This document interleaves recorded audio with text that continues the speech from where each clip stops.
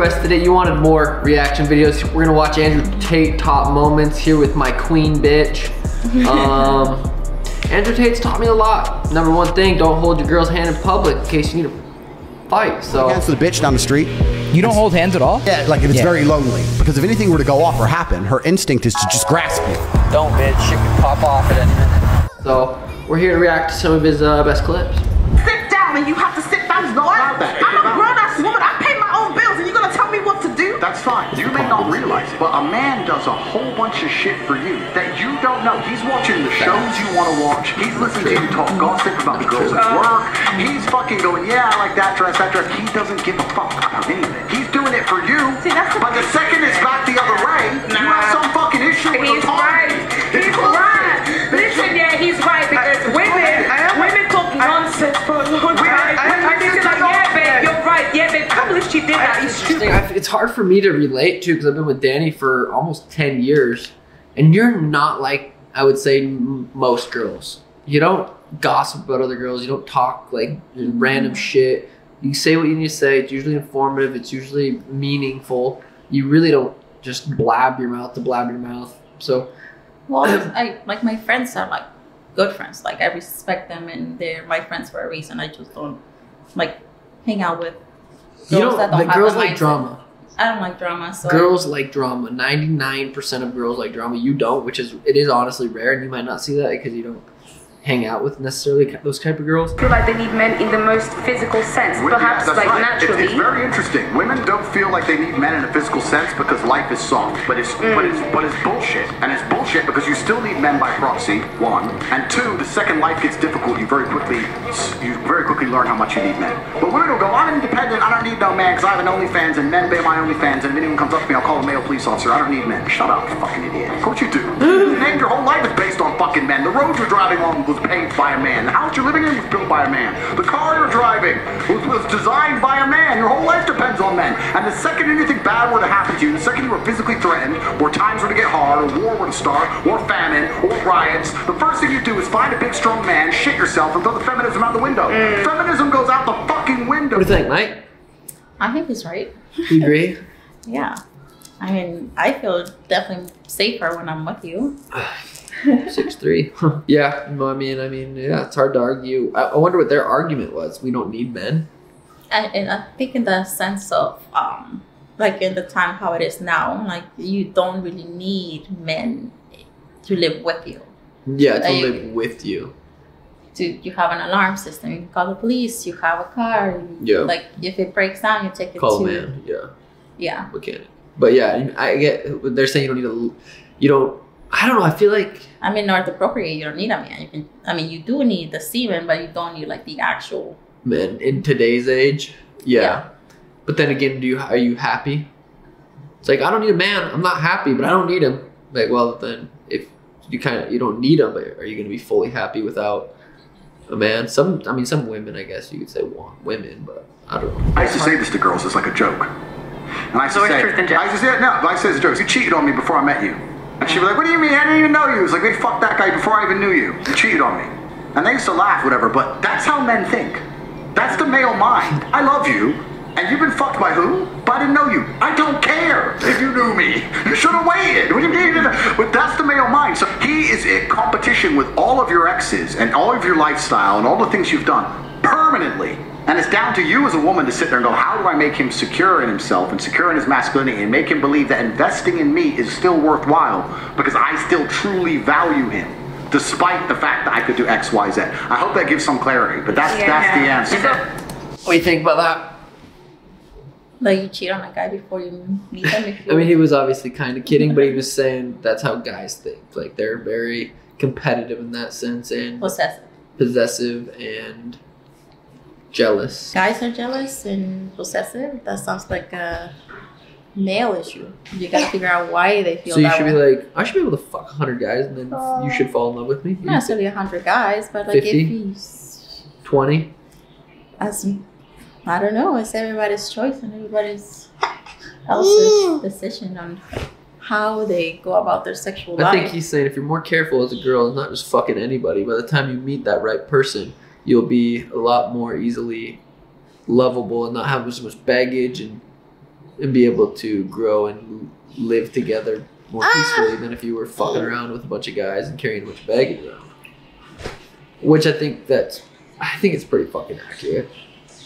Yeah, that part it is, but like I don't if think you're still jealous, I don't think I think you're taking it literal in a sense, like you didn't actually cheat on him if you didn't know him. But he's saying like, be more careful with your body. And, more selective. Yeah. Girl in the club?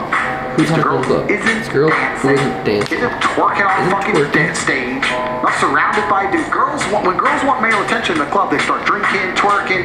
That is the most revolting, haram bullshit. I may want to fuck you, but I don't want to be with you. If you show me a girl sitting in the corner, shy, I'm like, good, she hasn't experienced too much life. I can show her things. And also, don't just show her. Really huge with that clip. You don't want that girl that's twerking? He said I might want to fuck her, but that's not who I want to, be in a relationship with. And most girls are like, I can't find a guy. And they're literally going out every weekend. Guys, I mean, some guys, you might get in a relationship, meet a guy at a club, you get to twerk, you're good for a couple months, but then it's probably not good. I don't know. But if I didn't have you and I was looking for a chick, I wouldn't want a chick at the club that's just twerking, it's fucking super drunk. I'd want to fuck 100%, but I wouldn't want to pursue a relationship. Cause I'm like, she's probably doing that every weekend, for sure. So I agree with that big time. What do you think? Oh, well, probably girls at the club wouldn't really want a relationship there either. Like they're there to have fun and then on Monday they're like, I can't find a guy, and they're talking to other girls and like, I just want a guy that just treats me right. That's a lot of girls. You don't think so? Not necessarily. I feel like my friends that do that, they are there because they just want to have fun. They're not necessarily looking for a relationship. Say about Andrew Tate. Well, I feel like he's giving a male perspective that hasn't been shown before by other men. Like men are actually speaking up and saying what they want instead of doing what their girl wants or what they think their friends want out of them. Instead of like actually taking on their male role in society and like being a male. And women, I feel like there has been like this thing where women should be like men, but we are not men. We would never be men, and men will never be women. So it's like we should is like a I don't know, it's like a controversial word because not really like you should just do whatever you want to do. Yeah. But like acknowledge that you are a woman, and then we do have like certain things that men don't have, and men do things that women don't do. Yeah, I can't breastfeed. I've tried it. Elena's tried it. It doesn't work. But when Andrew Tate talks, he's talking, and people are like, yeah, but my mom's different. But he's talking about like majority of people. He's not saying, oh, well, your mom from Texas is, so some people are like, well, that doesn't resonate with me, so he's wrong. And he's talking about most men drive better than women. Most women are better at taking care of kids. Like he's saying, he's talking about, masculine men. We never really had someone come talk like that before. That's why he blew up so massively, and he's smart, so he uses certain words like intrinsically, which I don't even mean, but intrinsically I do. I mean, he's been vulnerable in that sense of like expressing his points of views and being able to take on all the heat that he's gotten. And like people don't really see that part. They just want to criticize or hyper focus on one thing that he might have said, and everything is taken out of context when you just show like a 20-second clip instead of like showing the hour podcast that he talked about. But then conversation got heated on that one little segment. I think you too, you're lucky. You're dating a top G. Some guys he's talking about status. He says there's status. Not every guy should be able to go and hook up with some random chick every once in a while when they want to. Like he says they should, because he said most men are they're not providing. They're not taking care of the woman. They're not doing all these things. Yeah, I know plenty of men that are living off their woman. Men that are living off their woman. They're just or just mean to their girls. A lot of cases, disrespectful. The men are disrespecting women, and I think So it's hard to say, but it depends where you're at in your life when you listen to Andrew Tate, and what kind of relationships you've had. But I'd say majority of relationships are not healthy in one way or the other. Lack of communication, lies, living off each other instead of equally helping out each other. Yeah, I mean, sometimes situations are like better for the woman or better for the man in that relationship, and like recognizing that and supporting one another whenever like it's going well for you or when it's going well for me, and going back and forth rather than just like, okay, this is what you do and this is what you're gonna do forever. Yeah, I mean, I remember when I first met you, I was 2-0 as a pro, I think, right? Something like that. 1-0 as a pro, 2-0 as a pro. I was making like $1,000 to show, $1,000 to win. And I would fight a couple times a year. I was making probably $5,000-$6,000 a year from fighting, and I didn't have a job. I'd make a little bit of money here from sponsorships, but I was always paying half the rent, half everything. We split half. But most of the time, if we went out to eat, you were buying it because I didn't have the extra money. But you always believed in me, and you didn't just blindly believe in me. I wasn't staying home all day playing video games. Like, no, listen. No, that's what I'm gonna do. I was putting in the work, and you saw that I was putting in the work. So you supported me, and I always told you I'll take care of you when I'm able to. And my life, the way it's played out, is fucking crazy, obviously. And it's been, I would say lucky, but I put myself in these positions to become lucky. And now I am taking care of you and doing all that stuff. So you believed in me, but also at the same time, we had a good relationship. We had communication, and we were listening to podcasts, learning about relationships, and growing, and trying to figure out what kind of relationship works for us. Because the first conversation I had when I met Danny at the UFC gym, 2013, 14. The two first conversations I had, I said, are you Christian? Are you religious? Do you believe in Jesus? And do you believe in marriage? Those are the first two conversations I remember like having with you pretty vividly, sitting on the boxing ring right there. And I remember you were just kind of like taken back, like, what the fuck? But those are the first two things I kind of brought up to you before I even liked you. It was just a random kind of conversation. Yeah. Like we had, and then like that's kind of how our relationship moved forward. But finding a specific relationship that works for you, and it doesn't have to be labeled as, oh, we're monogamy, oh, we're this, oh, we're that.